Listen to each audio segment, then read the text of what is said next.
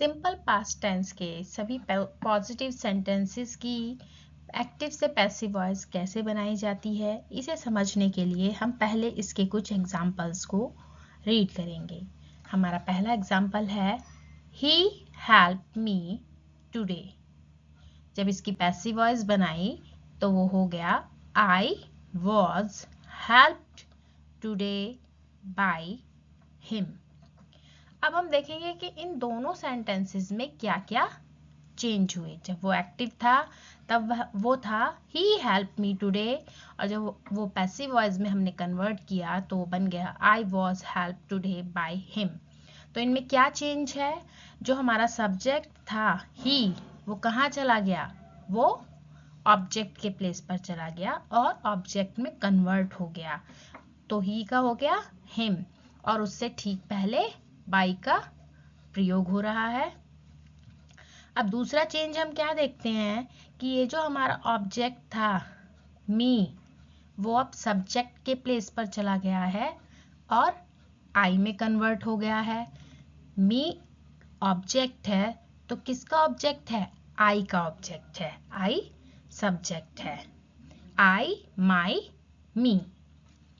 तो मी हमारा आई में कन्वर्ट हो गया। उसके बाद हम देखते हैं कि यहाँ पर हेल्पिंग वर्ब वॉज का प्रयोग हो रहा है। किससे पहले? मेन वर्ब से ठीक पहले। तो हमारी मेन वर्ब एक्टिव वॉइस में क्या थी? हेल्प्ड, जो कि अब वर्ब की थर्ड फॉर्म में कन्वर्ट हो गई है। हेल्प की सेकंड फॉर्म और थर्ड फॉर्म सेम ही रहती है, और पास्ट टेंस में हम वर्ब की सेकंड फॉर्म का इस्तेमाल करते हैं।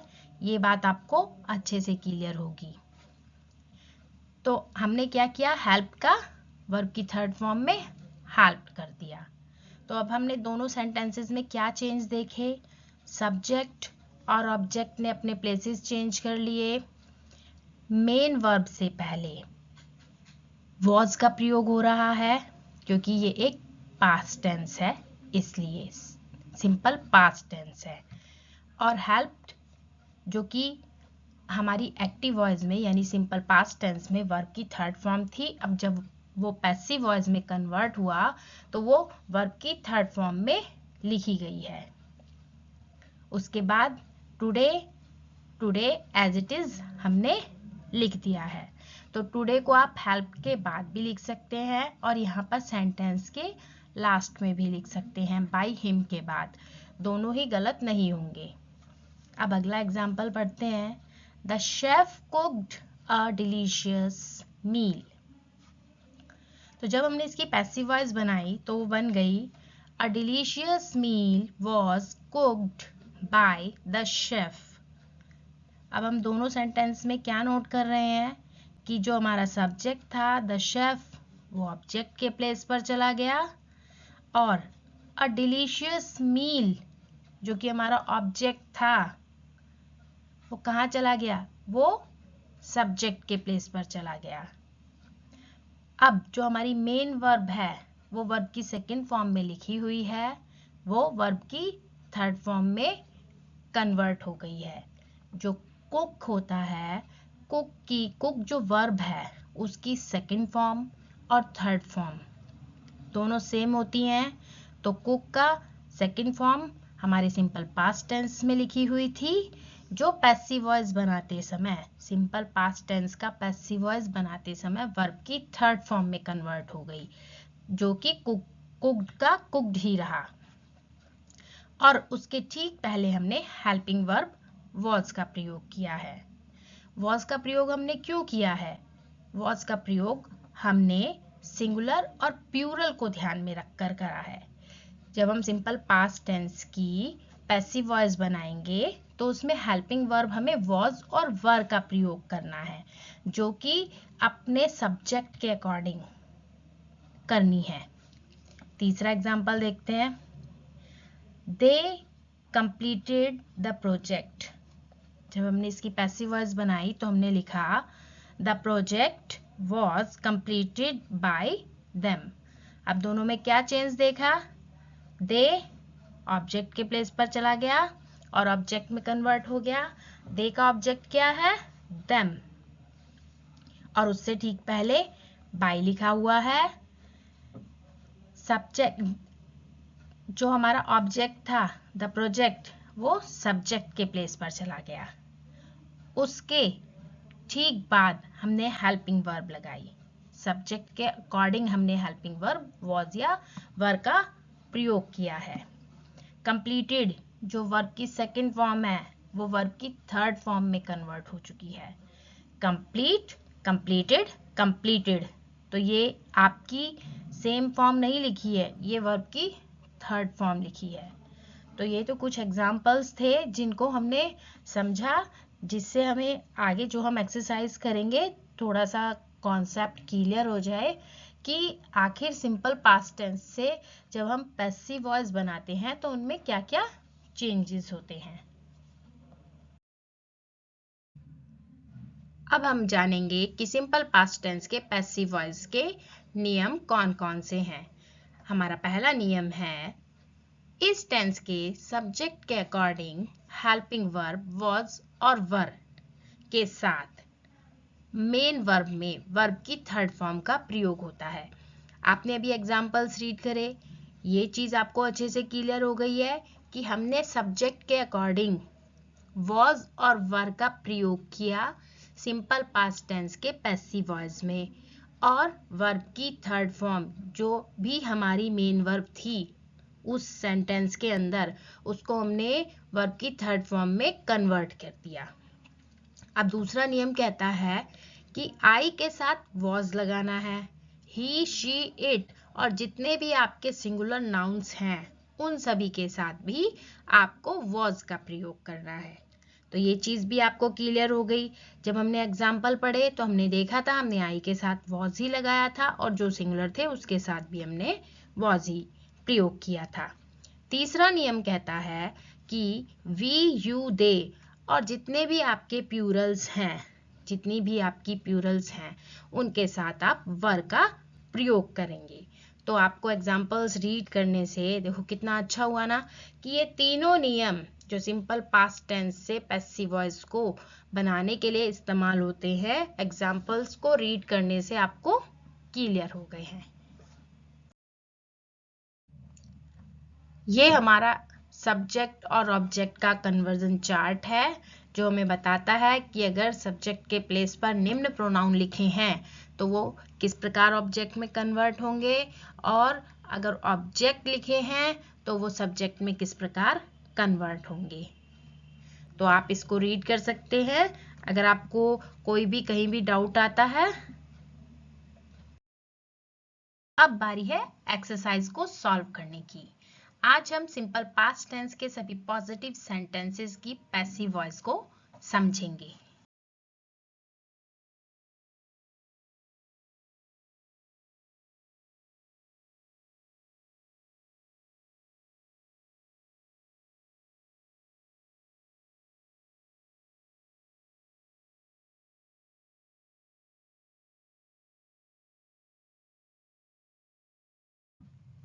हमारा पहला सेंटेंस है मदर कुक द फूड। जैसे ही हम सेंटेंस को रीड करते हैं हमारा पहला स्टेप होना चाहिए रिकॉग्नाइज द सेंटेंस। हमें सेंटेंस को रिकॉग्नाइज करना चाहिए।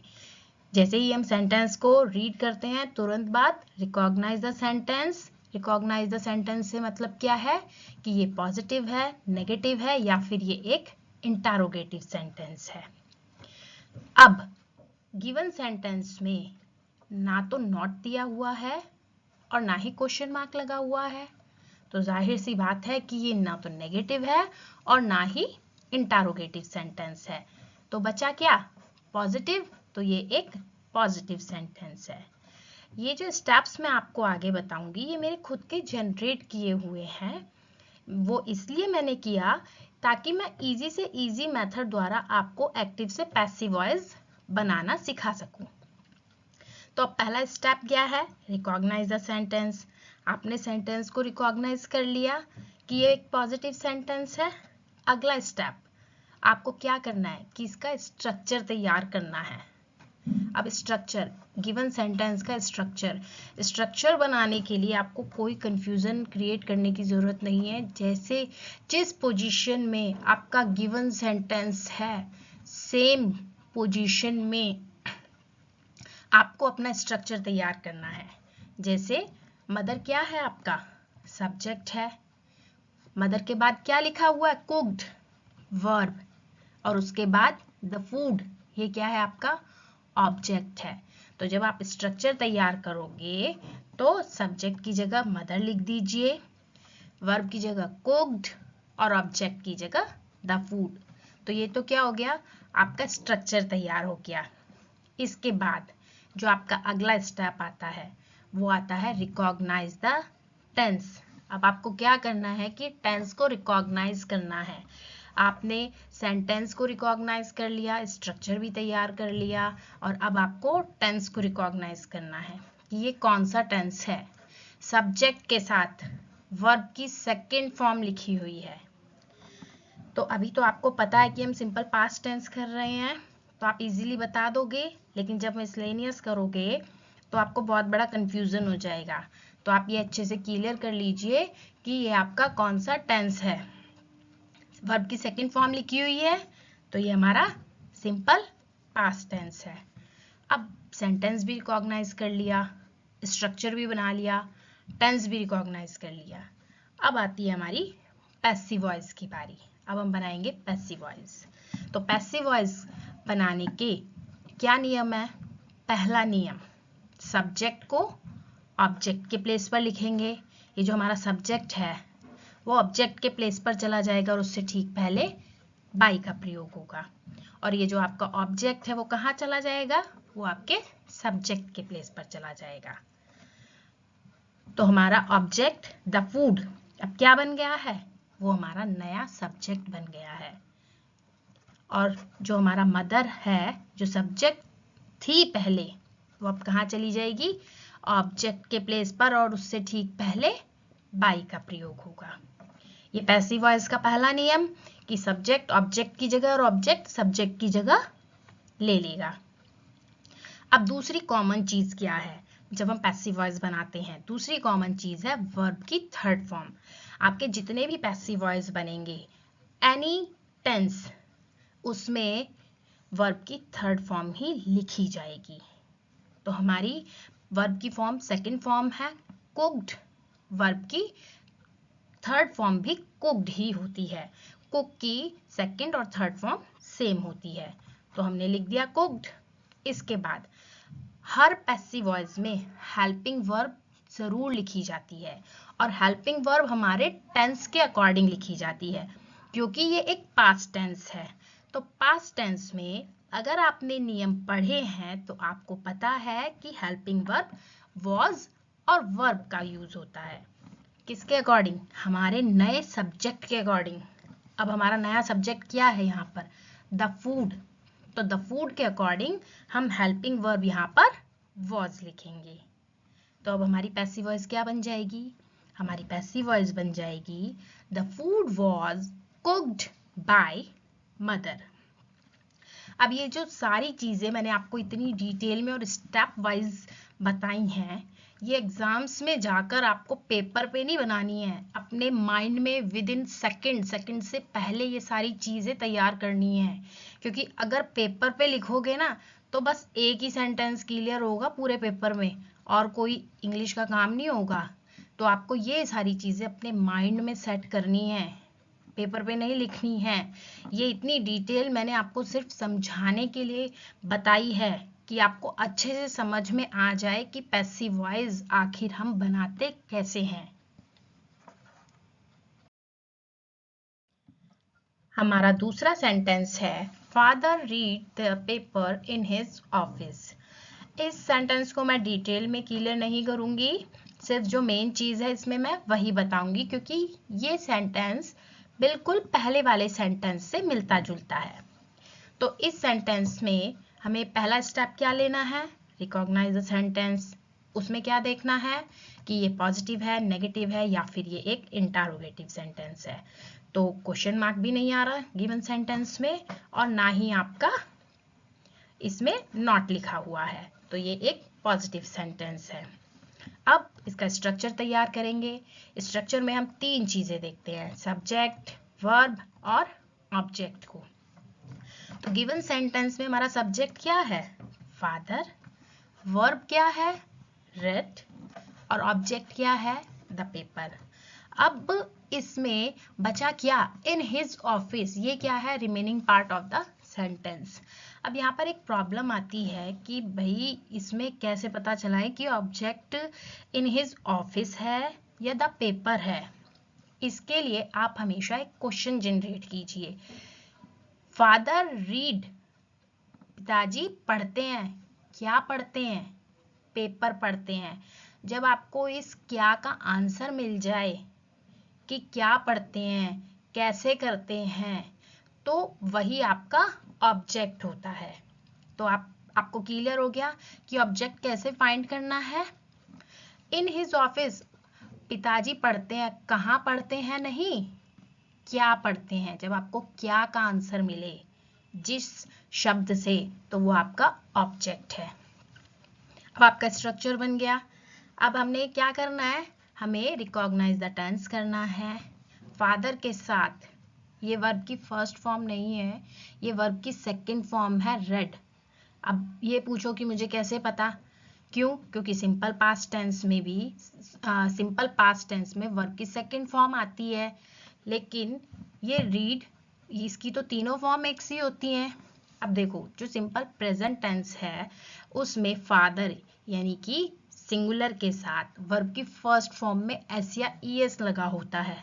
अब फादर सिंगुलर के साथ एस या ईएस तो इस सेंटेंस में लगा नहीं हुआ, तो ये वर्ब की सेकंड फॉर्म है। बच्चों देखो, पैसिव वॉइस बनाने से पहले आपको सारे सेंटेंसेस के रूल्स अच्छे से क्लियर होने चाहिए।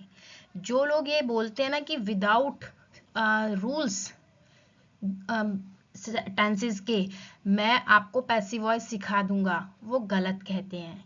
हर चीज स्टेप वाइज चलती है।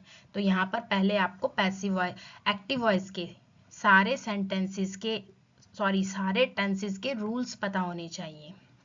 उसके बाद आप पैसिव वॉइस इजीली बना दोगे। तो फादर रीड, हमें पता चल गया कि ये वर्ब की सेकंड फॉर्म है, क्योंकि इसमें एस या ईएस तो लगा नहीं हुआ, जो ये सिंपल प्रेजेंट टेंस होता। तो ये क्या है, फादर रेड। तो हमने टेंस को रिकॉग्नाइज कर लिया, ये हो गया हमारा simple past tense. Passive voice बनाएंगे, फर्स्ट स्टेप से सेम है, सब्जेक्ट ऑब्जेक्ट की जगह, ऑब्जेक्ट सब्जेक्ट की जगह। ऑब्जेक्ट था हमारा द पेपर और सब्जेक्ट हमारा फादर, फादर से ठीक पहले भाई लगा दिया। देन वर्ब की third form read, read, read. Read की जो सेकंड और थर्ड फॉर्म होती है वो सेम होती है, सिर्फ प्रोनाउंसिएशन थोड़ी डिफरेंट होती है। सेकंड और थर्ड फॉर्म में हम उसको रीड ना पढ़ के रेड पढ़ते हैं।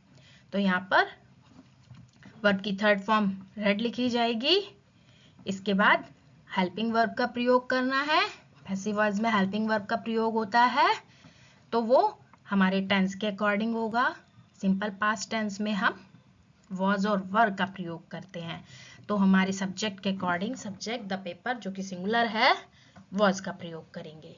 तो हमारा पैसिव वॉइस बन जाएगा the paper was red bye father in his office. अब इस सेंटेंस में बच्चों एक चीज देखो कि इन हिज ऑफिस, ये जो remaining part of the sentence है, ये आपका रीड के बाद यानी बाई से पहले भी लिखा जा सकता है और बाई के बाद भी लिखा जा सकता है। तो इसका कोई पर्टिकुलर रूल नहीं है कि ये फादर के बाद ही लिखा जाना है, बाई के बाद ही लिखा जाना है, ये उससे पहले भी आ सकता है। जैसे आपको सुटेबल हो आप वैसे लिख सकते हो। हमारा तीसरा सेंटेंस है they said their prayer in the church. तो सबसे पहले recognise the sentence, positive, negative, interrogative, और देन उसके बाद स्ट्रक्चर तैयार करना है। स्ट्रक्चर में हम 3 चीजें देखते हैं, सब्जेक्ट, वर्ब और ऑब्जेक्ट। सब्जेक्ट क्या है गिवन सेंटेंस में? दे। वर्ब क्या है आपकी? सेड। और ऑब्जेक्ट क्या है आपका? Their prayer. और ये क्या है? In the church. ये आपका remaining part of the sentence है। इसको मैं remaining part of the sentence इसलिए कह रही हूँ क्योंकि अभी हम सब्जेक्ट प्रेडिकेट नहीं पढ़ रहे हैं, जो मैं इसको पर्टिकुलर नाम दूँ तो इसका जो रियल नेम है, आप फिलहाल इसको remaining part of the sentence ही रहने दीजिए, ठीक है। अभी हमें सिर्फ स्ट्रक्चर में 3 ही चीजें चाहिए, सब्जेक्ट, वर्ब और ऑब्जेक्ट। वो तीनों हमको मिल गई हैं। अब recognise the tense. Tense recognise किया। दे के बाद सेड लिखा हुआ है। सेड से की सेकंड फॉर्म है, तो वर्ब की second form simple past tense में आती है। अब इतनी चीजें हमें क्लियर हो गई। अब हम इसका पैसिव वॉइस बनाएंगे। पैसिव वॉइस में जल्दी से बताइए कैसे बनाएंगे? हाँ जी, सब्जेक्ट को ऑब्जेक्ट की जगह और ऑब्जेक्ट को सब्जेक्ट की जगह लिखेंगे। तो हमारा ऑब्जेक्ट है द प्रेयर, तो द प्रेयर को सब्जेक्ट की जगह और सब्जेक्ट को जब ऑब्जेक्ट की जगह लिखेंगे तो वो क्या हो जाएगा? देम हो जाएगा। अब इस चीज को ध्यान से देखो। आपको वीडियो के शुरू में रूल्स के तुरंत बाद एक कन्वर्जन चार्ट दिया हुआ है, उसमें आपको बताया हुआ है कि जितने भी ये निम्न प्रोनाउन हैं, जब वे ऑब्जेक्ट के प्लेस पर जाते हैं तो वो किस प्रकार चेंज होते हैं। तो ये दे क्या है? दे आपका प्रोनाउन है, तो जब वो ऑब्जेक्ट के प्लेस पर गया तो उसका देम हो गया, और उससे ठीक पहले हमने बाय का प्रयोग किया। अब हम क्या देखेंगे? वर्ब की थर्ड फॉर्म। सेड की second, said means first form तो से होती है, से की सेकंड और थर्ड फॉर्म सेम होती है, तो से, सेड, सेड। अब हेल्पिंग वर्ब यूज करनी है। हेल्पिंग वर्ब हम अपने नए सब्जेक्ट के अकॉर्डिंग करते हैं। हमारा नया सब्जेक्ट है द प्रेयर, तो द प्रेयर के अकॉर्डिंग हम यहाँ पर वॉज लगाएंगे, तो हमारी पैसिव वॉइस बन जाएगी there prayer was said by them in the church. उम्मीद है आपको सारे सेंटेंसेस अच्छे से क्लियर हो गए होंगे। फिर भी आपको अगर कोई डाउट रह जाता है तो आप कमेंट्स करके मुझे पूछ सकते हैं, और ये आंसर शीट है, चाहो तो आप यहाँ से प्रैक्टिस भी कर सकते हो।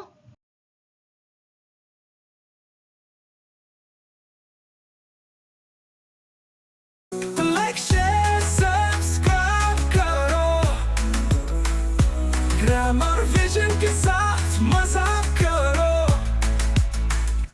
लाइक शेयर सब्सक्राइब करो। ग्रामर विजन के साथ मजा